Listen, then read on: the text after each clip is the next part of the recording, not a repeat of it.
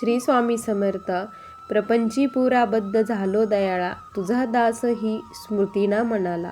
क्षमेची असे याचना तोंपदाला, समर्था तुम्हाविन प्रार्थो कुणाला. या वाक्याची प्रचिती देणारा आजचा खूप रोमांचक असा अनुभव ताईंच्या शब्दात आपण बघणार आहोत.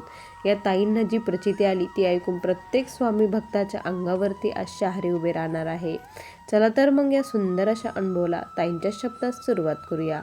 तत्पूर्वी तुम्ही जर आपल्या चॅनलवरती नवीन असाल तर सबस्क्राईब करायला विसरू नका, कारण असेच रोज स्वामी आईंचे नवीन नवीन अनुभव या चॅनलवरती येत असतात.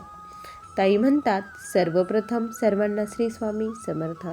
या ब्रह्मांडाचे चालक मालक पालक, अंधाराकडून प्रकाशाकडे नेणारे आपले भगवान श्री स्वामी समर्थ महाराज यांच्या चरणी कोटी कोटी प्रणाम. स्वामी भक्तांनो, आज मी तुम्हाला माझ्या आयुष्यातील खूप मोठे अनुभव सांगणार आहे. हा अनुभव सांगण्याचा एकच उद्देश आहे की माझ्या अनुभवातून एक जरी नवीन सेवेकरी घडला तरी माझ्यासाठी खूप आहे. त्या हेतूने आज मी येथे माझा अनुभव शेअर करत आहे. स्वामी भक्तांनो, मी पुणे जिल्ह्यातील रहिवासी आहे. मी गेल्या 15 वर्षापासून स्वामींच्या सेवेमध्ये आहे. 2010ला मी स्वामींच्या सेवेत आले. स्वामींच्या सेवेत कशी आले ते मी सर्वप्रथम तुम्हाला सांगते. स्वामींच्या सेवेत येण्याचं कारण फक्त दुःख होतं. आयुष्यात खूप दुःख होते, कुठेच काही मार्ग सापडत नव्हता. माझ्या आयुष्यामध्ये असं दुःख होतं की माझ्या मिस्टरांनी खूप सारं कर्ज केलं होतं आणि आमचं जे राहतं घर होतं ते सुद्धा आमचं गेलं होतं. आता राहण्यासाठी सुद्धा जागा आम्हाला राहिली नव्हती. काय करावं काहीच कळत नव्हतं. कर्ज कसं फेडावं हेही कळत नव्हतं. त्यावेळेस माझे मिस्टर आम्हाला घेऊन पुण्याला आले. त्यांना एका कंपनीमध्ये जॉब मिळाला. त्याच्यावरती आम्ही रेंटनी घर घेऊन राहू लागलो आणि तेथे शेजारी ज्या ताई होत्या त्यांच्याकडे 11 गुरुवारचं उद्यापन होतं. त्यांनी आम्हाला 11 गुरुवारच्या उद्यापनासाठी मला बोलवलं होतं. तिथे त्यांच्या घरात स्वामींचा फोटो, ती पूजा वगैरे बघून मला खूप छान वाटलं. मी ताईंना विचारलं की कशी सेवा करायची काय. त्यांनी मग मला सर्व काही सेवेविषयी सांगितलं की महाराजांची अशी सेवा केल्याने असं होतं.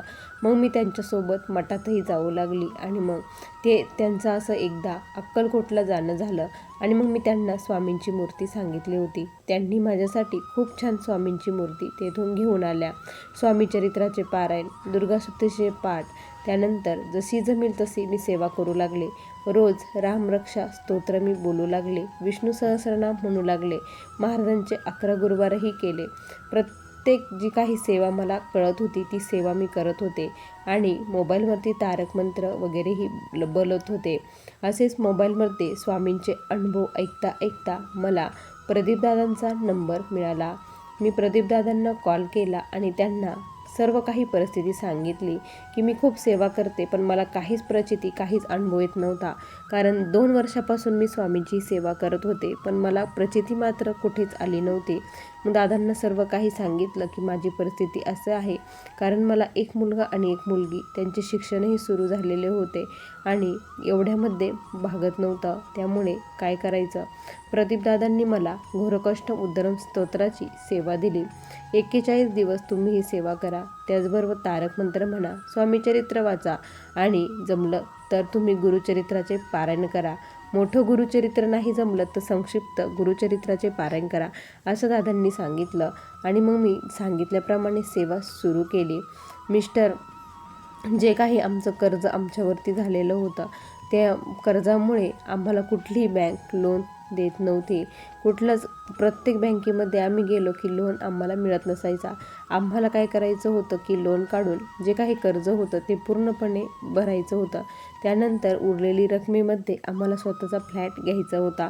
असं आम्हाला करायचं होतं पण आम्हाला कुठेच काही लोन मिळत नव्हतं. मग मी महाराजांचं गुरुचरित्राचे पारायण सुरू केले. संक्षिप्त गुरुचरित्र मी अगोदर 3 पारायण केले, त्यानंतर मोठे गुरुचरित्राचे पारायण सुरू केले. पारायणाच्या काळामध्ये महाराजांची स्वारी येते. महाराज प्रत्यक्षात दर्शन देता असं खूप भक्तांचे अनुभव मी ऐकले होते. मलाही वाटत होतं की स्वामींनी माझे दुःख दूर करावे, कारण स्वामी म्हणतात, जाणीसी मनीचे सर्व समर्था, विनवू किती भवहरा रे. तुम्ही सर्व काही जाणता आहात तर मग तुम्हाला सांगण्याची काही गरज नाही, असं मी स्वामींना म्हणत होती. पण आपलं अंतःकरणामध्ये जे काही येतं, जे स्वामींजवळ बोललं आपलं दुःख मुक्त केलं तर कोणाचं तरी आधार असल्यासारखं वाटतं आणि मन हलकं झाल्यासारखं वाटतं. मीही तसंच करायची. मी 1-1 तास स्वामींशी बोलायची, सर्व काही त्यांना सांगत असायची. आम्हाला असंच खूप ठिकाणी घर बघितले, पण घर आवडत नव्हते आणि आवडले तर पैशाचं असं प्रॉब्लेम होत असायचा. एकदा मी असं स्वामींचं संक्षिप्त गुरुचरित्र पारायण करत होते. त्यामध्ये स्वामींना हाच संकल्प केला होता की मला अशा ठिकाणी घर द्या जिथे मला तुमची सेवा करता येईल, असं मी स्वामींना बोलली होती. आणि एक फ्लॅट मला आवडला. स्वामींचा मठ तिथे जवळच होता. 1 BHK होता आणि म्हटलं की आता आमच्या हिशोबाने ते होऊ द्या. ते खूप मोठी रक्कम बोलत होते, पण ते काही होत नव्हतं. मग आम्हाला त्यांनी थोडीशी रक्कम कमी केली आणि मग आम्ही बँकेमध्ये फाईल टाकली. कुठल्याच बँकेमध्ये लोन होत नव्हता. सर्व काही व्हायचं, पण जेव्हा मेन यायचं त्याच ठिकाणी सर्व काही रद्द होत असायचं. त्यावेळेस मग मी काय केलं, स्वामींचे 11 गुरुवारचे व्रत सुरू केले. माझे 2 गुरुवार झाले. 3ऱ्या गुरुवारी एका बँकेमध्ये आम्हाला लोनची प्रोसेस करण्यासाठी सांगितलं. लोनची प्रोसेस केली आणि तिथे ती सक्सेसफुल झाली. तो वार होता गुरुवारचा. त्या दिवशी मला सर्वात प्रथम स्वामींचा अनुभव आला. त्या दिवशी दिव्यामध्ये गणपतीची मूर्ती देखील तयार झाली होती. गणपती बाप्पाने आमचं केलं. स्वामींनी त्यांच्या रूपामध्ये सांगितलं की मी तुम्हाला सर्व काही करत आहे, म्हणून तुमची इच्छा पूर्ण करत आहे, असं स्वामींनी सांगितलं. आणि बँकेत जेव्हा लोन झालं, मग ते लोनची फाईल गेली. त्यानंतर सर्व काही झालं आणि 1-2 महिन्यामध्ये आमची रजिस्ट्री झाली. हे अशक्य गोष्ट होती. माझे मिस्टर तर नकोच म्हणत होते की घर घ्यायला. पण जर स्वतःचं घर नसेल तर काहीच नाही. कुठेतरी मुलांना राहण्यासाठी, आपल्याला राहण्यासाठी एक हक्काचं घर पाहिजेच ना. गावाकडे जे घर होतं तेही गेलं होतं आणि आता हे घर होतं तेही गेलं आणि आता मग स्वतःचं काहीतरी पाहिजे, म्हणून मी हे निर्णय घेतला होता आणि तो स्वामींच्या कृपेने यशस्वी झाला. जे काही कर्ज होतं ते सर्व काही देऊन टाकलं. त्यानंतर जी काही रजिस्ट्रीसाठी पैसे लागत होते ते पैसे मी माझे सर्व दागिने मोडले आणि माझ्या भावाने थोडेफार पैसे दिले. असं करून आमचं ते घर स्वतःचं झालं. त्यानंतर स्वामी भक्तांनो, आता माझी स्वामींची खूप सेवा सुरू झाली होती. मिस्टर कामावरती जायचे, मुले शाळेत जायचे. मी घरचं काम करून बाहेरही एका दुकानामध्ये काम करत होती. कपड्याच्या दुकानात मी काम करायची. तिथे मला जसा वेळ मिळेल तसं महाराजांचं नामस्मरण कंटिन्यू चालू असायचं. संध्याकाळी घरी आल्यानंतर स्वयंपाक करायचा, मुलांना जीव घालायचं, मिस्टरांना जीव द्यायचं. त्यानंतर मग मी माझी सेवा करत होती. मी 1-2 तास सेवा करायची. मला रात्रीचे झोपायला 12 वाजायचे, 11 वाजायचे, तरी मी सेवा केल्याशिवाय कधीही झोपली नाही. सेवा झाल्यानंतर मग मी जेवण करून झोपत असायची. पहाटे मी 4लाच उठायची, आवरायची. त्यावेळेस स्वामी मला कशी ताकद देत होते हे मलाही माहीत नाही, कारण रोज रात्री झोपताना स्वामींना एकच प्रार्थना करत होते की स्वामी मला शक्ती द्या, बळ द्या आणि तुम्हीच माझ्याकडून हे सर्व काही करून घ्या, तुमची सेवाही करून घ्या. त्याचबरोबर माझं जे काम आहे, जे कर्म आहे ते देखील तुम्हीच करून घ्या, असं स्वामींना मी म्हणत होती. स्वामी भक्तांनो, असं करता करता 1-2 वर्ष गेले. 1-2 वर्षाच्या कालावधीमध्ये माझ्या मिस्टरांची जी काही पोस्ट होती तीही वाढली, त्यांना पेमेंटही वाढलं. त्यानंतर मग आता मिस्टरांनी सांगितलं तू कुठेही कामाला जायचं नाही. मग मी घरीच राहू लागले. स्वामींची सेवा त्यानंतर फार माझ्याकडून वाढली. स्वामी माझ्याकडून फार सेवा करून घेऊ लागले. सप्ताह काळामध्ये, प्रहर सेवेमध्ये, त्यानंतर गुरुचरित्र वाचणे, त्यानंतर कुठल्याही यागाला, कुठल्याही सेवेला मी जाऊ लागले. स्वामी महाराज माझ्याकडून करून घेऊ लागले. महाराजांच्या आरतीला सकाळ 10:30ची नाही तर संध्याकाळची, या तिन्हीतून एकतरी आरतीला स्वामी मला बोलवत होते. करता करविता तूच एकच स्वामीनाथा, माझी ठाई वर्ता मी पणाची नसेची. स्वामींना असंच मी म्हणायचे की माझ्या जीवनाचे करता करविता तुम्हीच आहात, तुम्हीच काही माझ्या जीवनाचा योगक्षेम आता चालवत आहात, असं मी स्वामींना म्हणायचे. तुमच्यावरती सर्व काही सोडून दिलं. माझ्या हातामध्ये फक्त एकच आहे की कर्म करायचे आणि त्याचं फळ तुम्हाला कसं द्यायचं ते तुम्ही द्या, एवढंच मी स्वामींना म्हणत होते. असं करता करता स्वामी भक्तांनो सर्व काही व्यवस्थित झालं. माझ्या मुलाची 10वीमध्ये त्याला खूप छान पर्सेंटेज मिळाले. 12वीलाही छान ॲडमिशन झालं. स्कॉलरशिपही त्याला मिळू लागली. मुलीचंही ॲडमिशन छान झालं. सर्व काही व्यवस्थित स्वामी कृपेने चालू होतं. आणि आता मी देवीचे नवरात्र 9 दिवस उपवास करते. आणि खंडोबाचेही करते, कारण परमपूज्य गुरुमाऊलींनी जे सांगितलं आहे तसंच मी करते. त्यांचं रोज मी हितगुज ऐकते आणि त्यांनी ज्या ज्या सेवा सांगितल्या, प्रत्येक आर्थिक परिस्थिती सुधारण्यासाठी, लक्ष्मी प्राप्तीसाठी ज्या काही सेवा ते सांगतात, कुलदेवतेच्या टाकावरती 16 वेळेस अभिषेक करायचा, दर पौर्णिमेला सत्यनारायण करायचं, ह्या ज्या सेवा आहे त्या सेवा मी करत होते. आणि ह्या सेवेने माझं घरातील पूर्ण वातावरण चेंज झालं. त्याचबरोबर आर्थिक परिस्थितीही आमची सुधारली. आमच्यावरचं जे कर्ज होतं तेही गेलं आणि हळूहळू मला स्वामींची खूप मोठी प्रचिती येऊ लागली. इतका विश्वास बसला की स्वामींशिवाय दुसरं जगच नाही असं मला वाटायचं.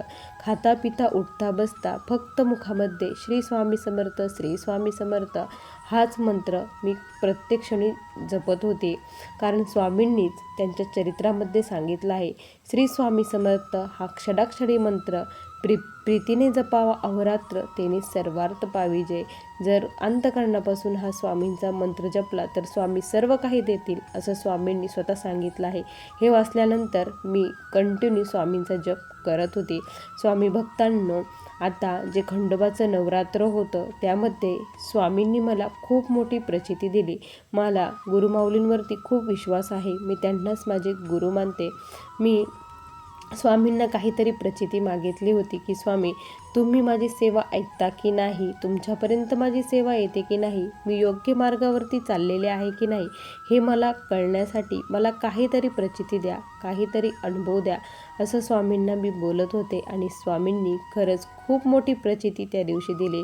खंडोबाचं नवरात्र बसलेलं होतं. जसं सांगितलं होतं तसंच एक कुडाची पाटी घेतली, त्यामध्ये माती भरली, त्यावर एक घट ठेवला आणि घटावरती मी ताट ठेवलं. त्या ताटावरती खंडोबाचा टाक झोपावला आणि रोज एक माळ घालू लागली. अखंड दीप प्रज्वलित केला. अशाप्रमाणे घट बसवला आणि स्वामी भक्तांनो, धनही खूप छान उगलं. सर्व काही व्यवस्थित झालं. मल्हारी सप्तशती मी रोज वाचत होते. खंडोबाचे उपवास मी करत होते. दुर्गा सप्तशतीही वाचत होते आणि देवतेची सेवा माझ्याकडून महाराज करून घेत होते. आणि आता प्रचिती मागितली होती. या 5 दिवसामध्ये स्वामींनी काहीतरी प्रचिती द्यावा अशी खूप मनापासून इच्छा होती आणि स्वामींनी खूप मोठी प्रचिती शेवटच्या दिवशी दिली. स्वामी भक्तांना जो अखंड दीप मी प्रज्वलित केला होता त्या दिवशी त्या दीपामध्ये मला एक वेगळीच प्रतिकृती दिसू लागली. हे काय आहे हे मी खूप जणांना विचारलं, पण मला स्वतः ते जाणवत होतं, पण इतरांनाही ते म्हणावं, त्यांनाही दिसतं का नाही असं मला वाटत होतं. स्वामी भक्तांनो, त्यामध्ये महाराजांनी गुरुमाऊलींच्या रूपामध्ये मला प्रत्यक्षात दर्शन दिलं. स्वामींनी दाखवून दिलं की हम गया नहीं जिंदा हो, मी आज देखील आहे आणि हे कार्य करत आहे असं स्वामींनी दाखवून दिलं. ज्या मी मार्गावरती चालले आहे ते मार्ग योग्य आहे, योग्य दिशेने मी चालले आहे, माझी सेवाही योग्य दिशेने चालू आहे असं स्वामींनी दाखवून दिलं. आणि स्वामी भक्तांनो, त्या दिवशी खूप मोठी प्रचिती स्वामींनी मला दिली. ही प्रचिती मी कधीही विसरू शकत नाही. असे तर छोटे मोठे असंख्य अनुभव आत्तापर्यंत स्वामींनी मला दिलेले आहेत. स्वामी भक्तांनो, हा अनुभव सांगण्याचा एकच उद्देश होता की माझ्या या अनुभवातून नवीन नवीन सेवेकरी घडवावे. जे कोणी माझ्या ताई बहिणी आहे, ज्या खचित झाल्या आहे, खूप दुःखाने ग्रासून गेल्या आहे, त्यांनी धीर सोडू नका. स्वामींवरती विश्वास ठेवा. श्रद्धाभावाने सेवा करत राहा. तुम्हाला तुमच्या सेवेचा मेवा स्वामी महाराज एक दिवस नक्की देणार आहे. फक्त तेवढा विश्वास स्वामीवरती पाहिजे. श्रद्धाभाव हा खूप महत्त्वाचा आहे. तुम्ही किती सेवा करता याला महत्त्व नाही, पण किती मनापासून सेवा करता याला खूप म्हणजे खूप महत्त्व आहे. आपलं अंतःकरण जर शुद्ध असेल आणि शुद्ध अंतःकरणापासून महाराजांची एक जरी माळ केली तरी स्वामींना ती खूप प्रिय आहे. स्वामी भक्तांनो, जे जे स्वामींना आवडतं ते जर केलं तर आपल्या लवकर इच्छा पूर्ण होतात. स्वामी भक्तांनो, आज तुम्ही एकच ठरवा, स्वामींना जे आवडतं तसंच वागायला सुरुवात करा. स्वामी भक्तांनो, असा मला आलेला हा स्वामींचा दिव्य अनुभव होता. श्री स्वामी समर्थ. बघा स्वामी भक्तांनो, किती सुंदर अनुभव आहे या ताईंचा. तुम्हाला हा अनुभव कसा वाटला नक्की कमेंटमध्ये कळवा. पुन्हा भेटूया अशा सुंदर अनुभवासोबत. तोपर्यंत सर्वांना श्री स्वामी समर्थ. जय जय स्वामी समर्थ. श्री गुरुदेव दत्त.